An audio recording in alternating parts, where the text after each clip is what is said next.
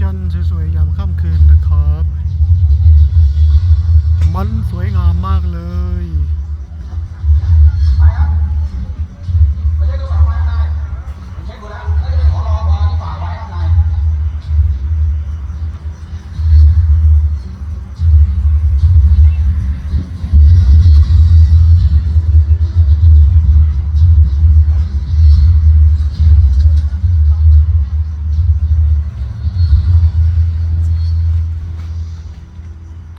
มันกำลังโผล่ลอยพ้นจากก้อนเมฆ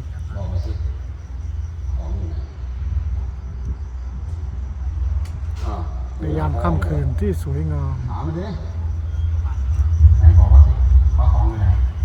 หวานพูดถามมันนะรับมอของหน่อยนะต้องขออ้อยไอ้อัดแม่